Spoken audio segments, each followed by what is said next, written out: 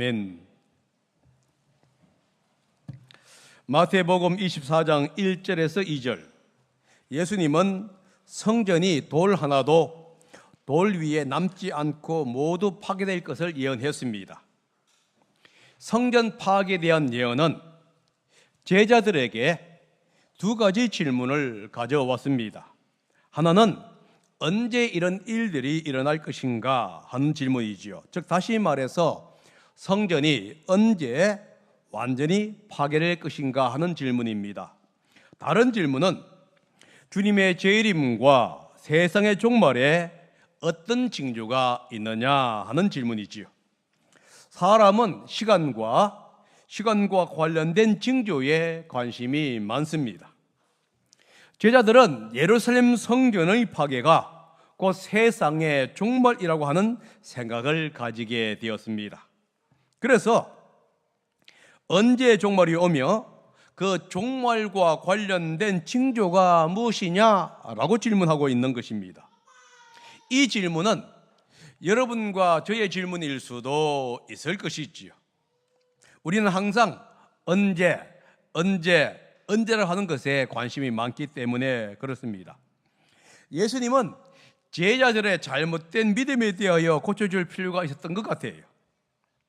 성전 파괴와 세상의 종말은 서로 밀접하게 연결이 되지 않다는 것을 가르쳐줄 필요가 있었던 것입니다. 그래서 예수님은 이 종말 전에 일어날 많은 사건들에 대해서 말하는데요, 오늘 이 본문에서 4절부터 15절은 종말이 오기 전에 네 가지의 징조에 대해서 설명합니다. 첫 번째 징조가 뭐냐 하면은 거짓 메시아가 많이 일어날 것이고, 두 번째는 전쟁과 자연재해가 일어날 것입니다. 세 번째는 핍박과 배도가 일어날 것이며, 마지막으로 모든 민족에게 이제 복음이 전파된다 하는 이 사건입니다. 첫째가 뭐냐면 메시아의 출현이지요. 이 세상이 종말이 오기 전에 거짓 메시아가 많이 출현하게 될 것입니다. 예수님은 이 거짓 메시아의 출현에 대해서 이렇게 선포하고 있는데요, 4절과 5절인데 한번 읽어보겠습니다. 시작. 예수께서 그들에게 말씀하셨다. 누구에게도 속지 않도록 조심하여라. 많은 사람이 내 이름으로 와서 말하기를 내가 그리스도이다 하면서 많은 사람을 속일 것이다. 예수님은 제자들과 우리 청중들에게 지금 권면하고 있습니다. 속지 말아라, 조심해라 라고 경고하고 있습니다. 왜냐하면 많은 사람들이 예수님의 이름으로 와서 자신이 그리스도라고 이제 사람들을 미혹하기 때문에 그렇습니다. 그래서 그 미혹에 속지 말라고 얘기합니다. 이 경고를 한 이유는 많은 사람이 미혹에 이끌리기 때문에 그렇습니다. 여러분, 보이스피싱을 조심하라 라는 경고를 우리는 자주 듣습니다. 저마다 보이스피싱에 대해서 속지 않을 자신이 있다고 생각합니다. 일전에 보이스피싱을 담당하는 검사가 보이스피싱에 당했다고 하는 이야기를 신문에서 읽어본 적이 있어요. 너무도 교묘하다 보니까 전문가인 검사까지도 보이스피싱에 당했다는 거예요. 지금 예수님께서 저 그리스도에 대해서 조심하라고 얘기합니다. 우리는 다 얘기합니다. 우리는 정말로 그 교묘한 것에 대해서 이겨낼 수 있다. 그런데 그들의 방법이 너무도 교묘하고 그럴듯하기 때문에 우리가 쉽게 생각할 수 없다는 것이지요. 오늘날 문화, 예술 공연, 강연 등 교묘한 방법으로 사람들의 입맛에 맞도록 들어옵니다. 미혹되는 순간 사람들은 옳고 그름을 판단할 가치를 잃어버리게 됩니다. 저하고 함께 공부했던 이 동기들이 5명이 이단에 들어간 적이 있습니다. 지금도 있어요. 그 사람들은 우리 성서침례교회에서 목회를 했고요, 영혼 구령에 앞장섰던 사람들이에요. 그런데 제가 유학 갔다 돌아오니까 5명이 이단에 들어가 있었습니다. 과정은 저도 잘 모르겠어요. 그렇게 복음의 학벌을 섰다고 얘기하는 사람들도 이단에 들어간다고 한다면은 여러분과 저도 마찬가지로 쉽게 빠질 수 있는 영역임을 기억해야만 한다는 거예요. 그래서 주님이 뭐라 합니까? 영적으로 교만하지 말고 주위를 살피면서 미혹에 조심하라고 경고하고 있는 겁니다. 우리는 날마다 자신의 영적 상태를 살펴보아야 합니다. 그리고 하나님의 말씀을 가까이 함으로 그 말씀을 통해서 자신을 점검해 보는 시간들을 가져야 한다 하는 겁니다. 성경에 보면 얘기합니다. 그리스도가 나옵니다. 그리스도는 헬라어 표현이고요, 히브리어로는 메시아입니다. 그리스도, 이 메시아는 기름 부음을 받은 사람을 지칭합니다. 당시에 많은 사람들은 이 메시아에 대한 기대를 가지고 있었습니다.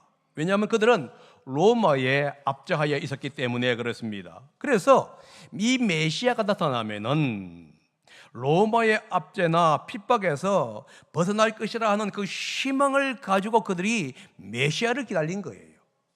이 사람들의 기대 심리를 이용해서 지금 많은 적그리스도들이 나타나서 자신이 그리스도다, 자신이 로마로부터 건져낼 수 있는 사람이들이라 하면서 사람들의 마음을 지금 접근하고 있는 거예요.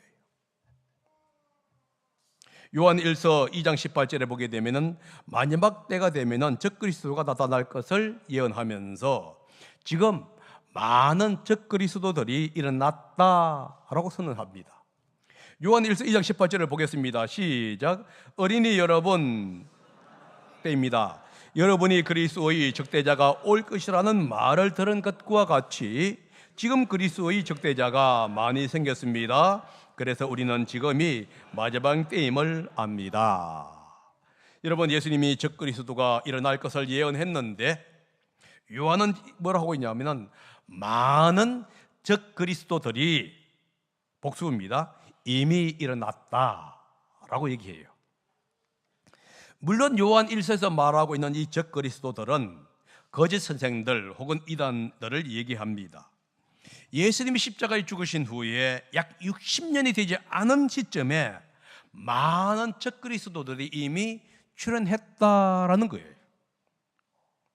그들은 사람들의 심리를 이용해서 접근하면서 사람들을 미혹하기를 시작한 거예요. 이 미혹이라는 얘기가 무엇이죠?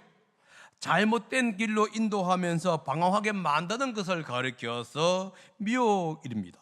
다시 말해서 진리의 말씀에서 벗어나서 배교에 빠지게 하는 것이 바로 이 미혹인데, 이것은 뭐냐? 거짓 선생들이 하는 일이라는 거예요. 예수님께서 돌아가신 후에 많은 거짓 선생들이 자신이 재림주다, 자신이 그리스도라 하면서 사람들을 진리 가운데서 벗어나서 배교의 길을 걷게 한다는 거예요. 여러분, 예수님이 돌아가신 후 1세기가 되지 않아서 수많은 사람들이 활동을 했어요.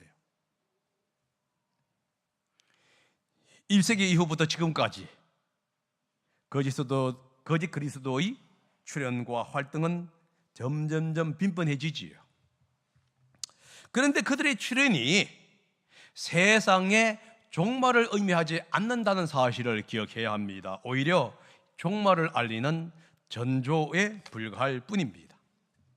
물론 이것은 이미 1세기부터 시작했으니까 점점점 이런 현상들이 강해짐에 따라서 주님의 재림은 가까워지는 것은 틀림이 없는 일이겠지요. 두 번째 전조가 뭐냐 하면 전쟁과 자연재해입니다. 6절과 8절인데 한번 읽어보겠습니다. 시작. 또 너희는 여기저기에서 전쟁이 일어난 소식과 전쟁이 일어나리라는 소문을 들을 것이다. 그러나 너희는 동항하지 않도록 주의하여라. 이런 일은 반드시 일어나야 한다. 그러나 아직 것은 아니다. 민족이 민족을 거슬러 일어나고 나라가 나라를 거슬러 일어날 것이며 여기저기서 기근과 지진이 있을 것이다. 그러나 이런 모든 일은 진통의 시작이다. 전쟁이 이미 일어났다는 소식과 전쟁이 일어난다고 하는 소식을 듣게 된다는 겁니다. 그러니까 이미 전쟁은 일어났고 또 일어나고 있다는, 임박했다는 소식을 듣게 돼요. 예수님이 살아가는 당시에는 상대적으로 평안한 시대였습니다. 여러분, 제가 얘기했습니다. 상대적으로라는 용어를 기억하셔야 됩니다. 주 30년부터 60년도까지는 로마 제국은 상대적으로 편안한 시대였어요. 상대적으로 편안했지만은 여전히 작은 전쟁의 소문들은 꼬리에 꼬리를 물고 나타나기 시작했었어요. 동쪽에서는 로마군과 파르티안 군대와의 전쟁은 있었습니다. 예수님은 지금 이 사실을 얘기하면서 앞으로 전쟁에 대한 소리를 더 많이, 더 자주 듣게 될 것이라고 예언해 줍니다. 사실 주 66년경에 로마에 큰 반란이 일어나게 되고요, 이 내전에 이집트가 개입하게 됩니다. 이 내전과 이집트가 개입했다고 하는 소식으로 인해서 많은 사람들은 이제는 로마가 멸망할 것이고 그리고 하나님의 재림이 임할 것이다 하는 마음을 갖게 되었던 것은 틀림없습니다. 특별히 유대인들은요, 이런 시기에 맞추어서 이제 로마의 핍박에 항거하기 시작합니다. 로마는 그 예루살렘을 3년간 포위하고 주 70년에 이제 성전을 파괴하지요. 이러한 일련의 사건을 통해서 유대인들이 뭔 생각했겠습니까? 주님의 재림은 가까웠다. 제자들이 뭐라 그랬죠? 성전의 파괴와 마지막 세계대는 연결시켰습니다. 이스라엘 사람들도 성전이 파괴된 사건을 통해서 그런 생각을 안 했을 것이냐 하는 거예요. 예수님은 이 모든 것을 예견하면서 앞으로 많은 전쟁의 소식을 듣게 될 터인데 이때 특별히 주의해라 라고 말씀하고 있는 거예요. 많은 사람이 종말이 왔다고 외칠 때 특별히 조심하라는 거예요. 여전히 민족과 민족, 나라와 나라가 서로 전쟁을 하게 된다는 겁니다. 전쟁은 반드시 일어나지만은 그 전쟁이 곧 말세의 마지막이라고 하는 것은 아니라는 거예요.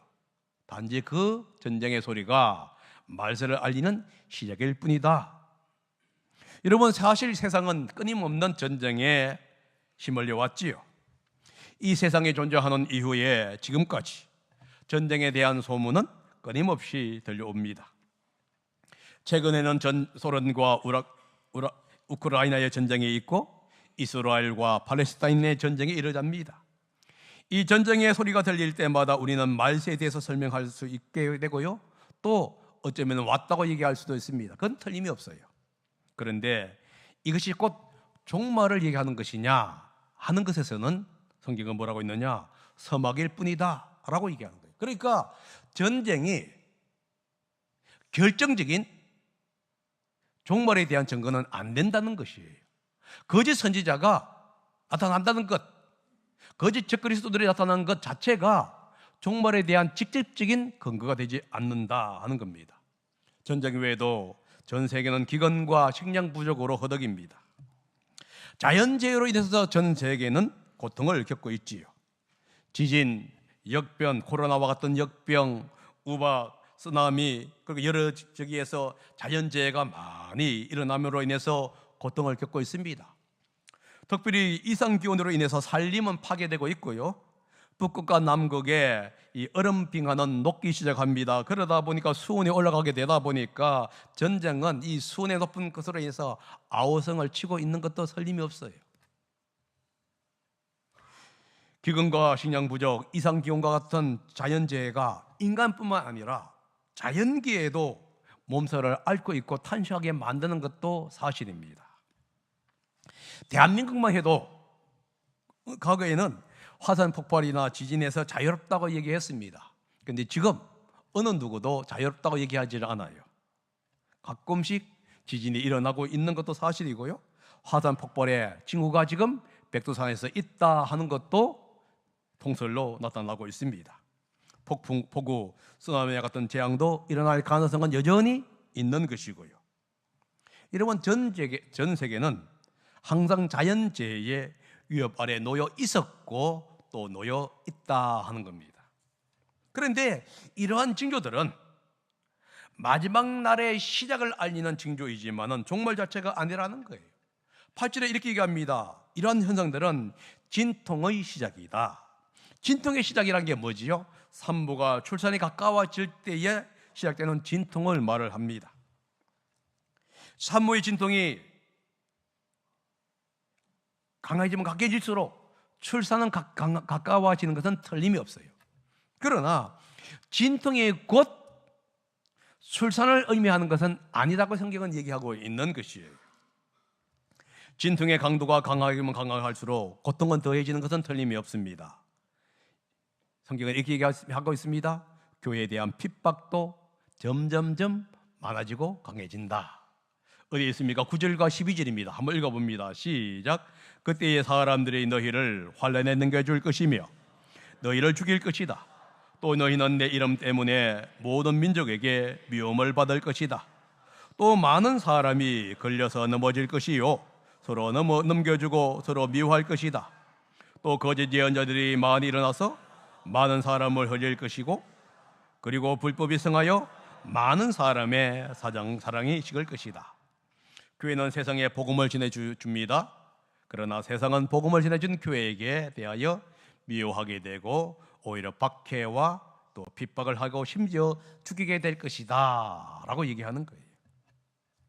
사실 모든 제자들을 믿는 사람들은 예수님과 믿음 때문에 핍박을 받고 고통을 받게 된다는 것을 지금 얘기해 주고 있는 겁니다. 예수님을 믿는다는 것은 고통을 당하는 것을 얘기합니다. 예수님 때문에 마음의 평가가 오고 희망은 옵니다. 그러나 예수님 때문에 많은 고난이 온다 하는 겁니다. 그러니까 그리스도인에게서의 고난은 선택이 아니라 필수라는 거예요. 그렇기 때문에 예수님을 믿으면 무조건 잘 된다 하는 그런 망상에서 벗어날 수 있는 것이 여러분 지름길이에요. 예수님 믿으면 잘 될 수도 있고 안 될 수도 있습니다. 그러나 분명한 것은요, 예수님을 믿기 때문에 여러분들과 저는 엄청난 고난을 당하게 될 것이라는 거예요. 그리고 예수님의 재림에 가까우면 올수록 그 고난의 강도는, 핍박의 강도는 점점점 커진다는 것도 사실이라는 거예요. 여러분 10절에서 이렇게 얘기하죠. 걸려 넘어지는 일, 이게 뭐냐? 베드로를 말을 하고 있는 거예요. 박해와 거짓 선생들에 의해서 일반적으로 신앙의 변질이 오게 된다는 것을 얘기해 주고 있습니다. 신앙의 변질이 오게 되면 배도가 일어나게 될 수밖에 없지요. 핍박이나 고통 때문에 가족을 배반하는 일들이 벌어지게 되고, 믿는 사람들은 고통을 견디지 못해서 이제는 신앙에서 떠날 수 있다 하는 거예요. 가족 때문에, 믿음 때문에 신앙과 믿음을 저버릴 수 있다는 겁니다. 그리고 신앙은 점점점 보여주는 식으로 외형적으로 바뀌게 됩니다. 그리고 서로에 대한 적대감은 점점점 강해집니다. 그래서 조금만 아픈 말을 하게 되면은 적대적으로 되는 것, 이것이 바로 우리들의 마음이라는 거예요. 여러분 9절과 10절을 잘 보게 되면요, 9절은 외부로부터 오는 고통을 얘기한다면은 10절은 내부로부터 오는 고통이에요. 자, 교회 밖에서 오는 많은 핍박이 있다는 겁니다. 사회 제도가 교회를 불리하게 만듭니다. 악한 지도자들이 등장함으로 말미암아 제도적으로 다양한 방법으로 교회를 핍박하고 통제하는 법을 만드는 거예요. 한국만 해도 여러분 평등법이라는 법을 가지고 교회의 목과 입을 지금 통제하려고 하고 있는 것도 사실이지요. 그래서 국회의원들이 뭐라고 합니까? 이번에 반드시 이 법을 통과시키겠다는 사람들이 많은 거예요. 그래서 동성연애가 죄라고 하는 순간 이 법이 통과하는 밤에는 이제 쇠고랑이를 차게 되는 그런 일들이 벌어지게 됩니다. 뿐만 아니겠지요, 내부적으로도 신앙의 변질이 옵니다. 이러한 일에 동조하는 세력들이 생긴다는 거예요. 그리고 그러한 일들은 당연히 하다 하고 가르치는 세력들도 생긴다는 겁니다. 기독교 학교에서 동성애를 지지하는 모임이나 세미나를 개최합니다. 이것을 반대하는 학교 당국이나 교수들에 대해서 고소하고 법정으로 이끌어 간다는 거예요. 그런데 이러한 현상들은 점점점 심해지면 심해졌지 약해지지는 않는다는 사실을 지금 기억해야만 하는 거예요. 거짓 예언자들이나 선생들로 인해서 많은 사람들은 미혹을 받게 되겠지요. 하나님의 말씀을 무시하는 일들이 벌어집니다. 그리고 목사들도 이제는 자기중심적으로 성경을 해석함으로 말미암아 성도들을 미혹하는 일들을 벌어진다는 거예요. 단순히 이단의 문제만이 아닙니다. 목사들도 여러분들 연구하고 공부하지 아니하면, 여러분들도 연구하고 공부하지 아니하게 되면은 여러분도 모르는 사이에 이상한 곳으로 갈 수가 있는 거예요.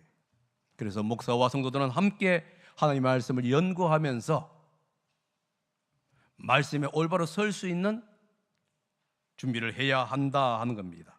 성경이 이렇게 얘기하죠. 불법이 확정이 되고 사랑은 식어진다. 여러분, 사랑과 불법은 공존할 수가 없습니다. 불법이 많아지면 많아질수록 사랑은 식어지는 것이에요. 그런데 이러한 현상들은 오늘날 우리에게 일어나는 현상들이라는 겁니다. 많은 사람들은 이런 현상들 때문에 믿음에서 떠나게 되는 거예요. 마태복음 7장 13절부터 14절은 이렇게 얘기합니다. 이런 현상을 얘기하면서 좁은 문으로 들어가라 라고 권면하는 거예요. 넓은 문, 넓은 길, 편안한 길을 가려고 하는 것이 사람들이 마음이지요. 그런 많은 사람이 생긴다는 겁니다. 그러나 성경은 얘기합니다. 좁은 문, 좁은 길, 협착하고 어려운 길을 가라. 주님은 편한 길 대신에 어려운 길을 가라고 얘기합니다. 이것을 13절은 이렇게 얘기하고 있어요. 그러나 끝까지 견디는 사람은 구원을 얻을 것이다.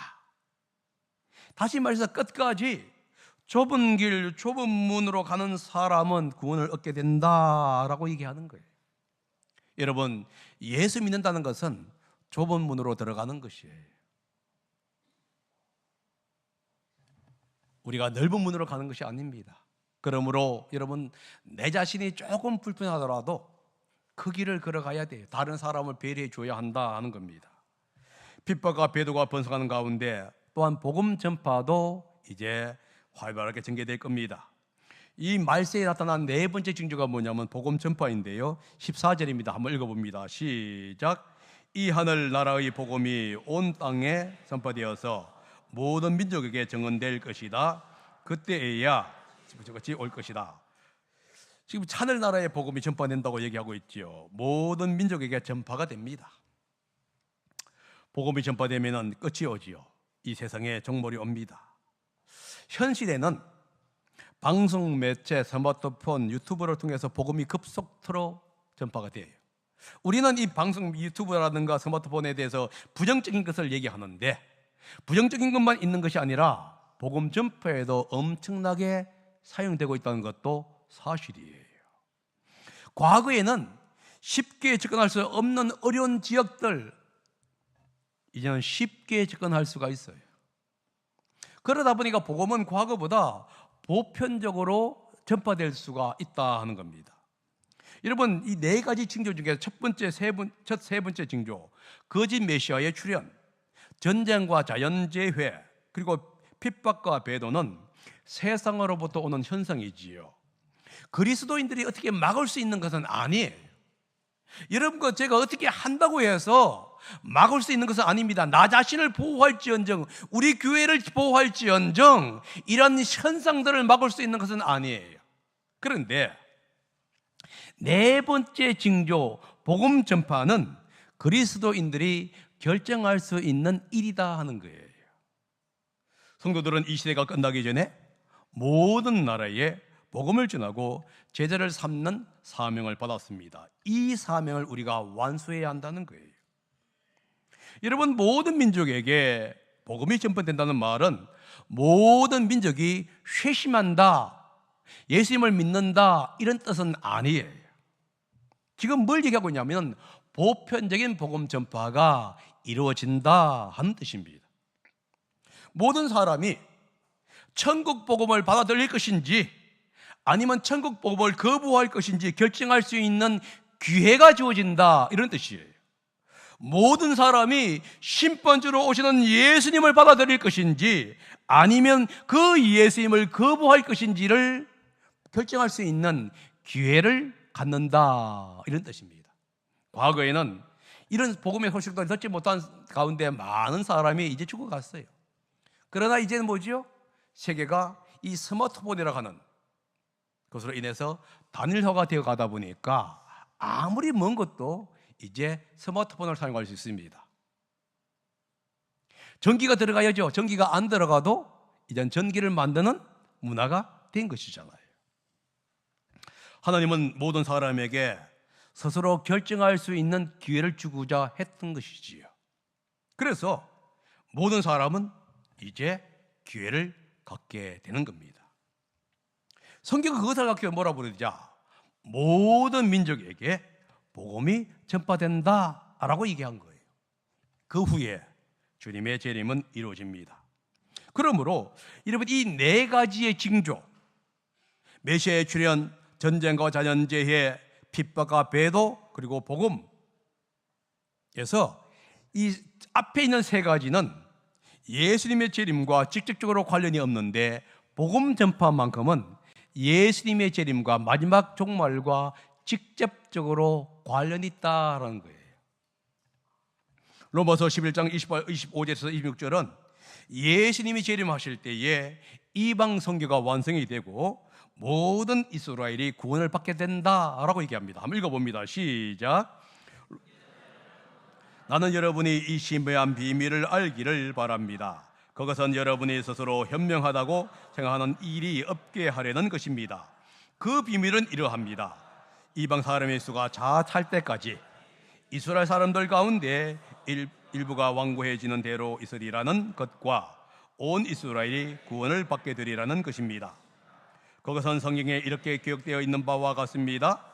구원하시는 분이 시온에서 오실 것이니 야곱에게서 경건하지 못함을 제하실 것이다. 여기 보게 되면 이방인의 충만한 수가 올 때 구원, 예수님의 재림이 온다. 그런데 온 민족이 구원받는다는 얘기는 있어요. 그 앞에 뭐가 있지요?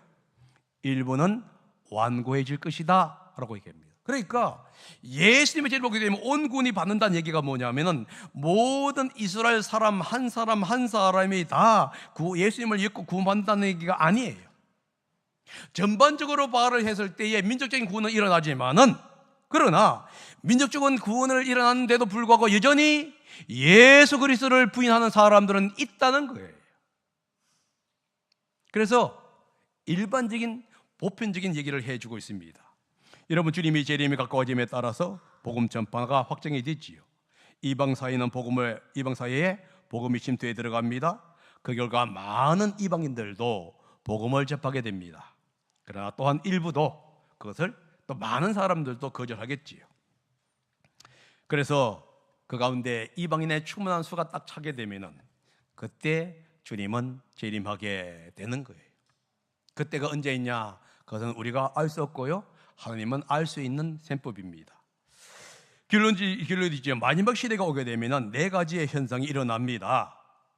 거짓 선생들이 많이 일어나고요, 전쟁과 자연재해로 인해서 세상은 어지러워집니다. 박해와 고통이 있습니다. 그리고 세상에 복음 전파가 있습니다. 그런데 이 중에서 어디에서도 성전 파괴와 종말이 연결되어 있다고 하는 징조가 없어요. 여러분, 이것은 뭘 얘기하느냐 하면은 지금 예수님께서 유대인들에게 경고하고 있는 거예요. 유대인 중심적인 모든 생각을 하지 말라고 얘기하고 있는 겁니다.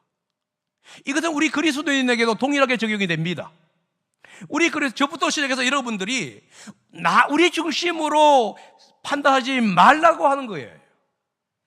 우리는 너무도 내 중심의 사고를 가지고 있는 거예요. 지금 예수님께서 네 가지의 징조를 통해서 한 번도 성전 파괴와 다른 징조를 연결시키지 않아요. 이것은 우리에게 상당히 중요한 것입니다. 여러분, 신앙생활을 하는데 내 중심으로 하는 게 아니에요. 하나님 중심으로 해야 되고요, 다른 사람들을 배려해주는 마음으로 신앙생활을 해야 한다고 하는 거예요. 사실 위의 현상들은 사도시대부터 왔던 것입니다. 그런데 주님은 뭐라고 했죠? 우리에게 우리의 세계관을 바꾸라고 얘기하고 있는 거예요. 시기가 중요한 게 아니고 그 때가 중요한 게 아니라 현상을 바라보면서 주님의 재림이 갖고 왔다는 것을 준비하고, 이제 우리는 그 현상을 통해서 우리의 마음의 준비를 하라고 얘기하는 거예요. 주님의 재림이 왔으니까 벌벌 떨란 얘기가 아닙니다. 그런 현상들을 통해서 이제 우리는 항상 깨어서 주님 앞에 나아가는 마음의 자세가 필요한 것이에요. 그래서 우리는 시기와 때에 대해서 너무 민감할 필요가 없습니다. 왜냐하면 그 시기와 때는 아무도 모르고요, 하나님만 아셔요. 단지 우리는 그 징조를 통해서 가까워 와고 있구나 그러면서 마음의 준비를 하는 것이지요. 그리고 가까워지면 질수록 복음 전파에 온 힘을 다 쏟아야 합니다. 친구들에게 교회로 인도하고 목장으로 초청하는 그러한 사역을 해야만 한다 하는 겁니다. 우리 교회는 여러 가지 합니다. 학생들도 하고 주일학교도 하지요. 이런 거 있을 때 여러분 함께 협력하면서 그들에게 예수님을 믿을 수 있는 기회를 제공하는 것도 복음 전파의 한 부분입니다. 우리 아들들이 돼지고기를 잡는 파티를 한다고 그래요. 그거 나와 관계없다고 아니라 내가 헌신할 수 있는 일이지요. 오후에 주일학교 애들이 갑니다. 그 가는 거 나와 관계없고 주일학교 선생님만 관계 있는 것이 아닙니다. 내가 그들을 위해서 기도해 주는 마음, 혹시 그 옆에 들어왔을 때 필요한 물질을 내가 한번 도와주겠다는 마음들, 이 모든 것들이 다 합쳐서 복음 전파가 이루어지는 것이에요. 그러므로 여러분, 우리는 이 일을 위해서 기도하는 가운데 준비를 해야 할 줄 믿습니다. 기도하겠습니다.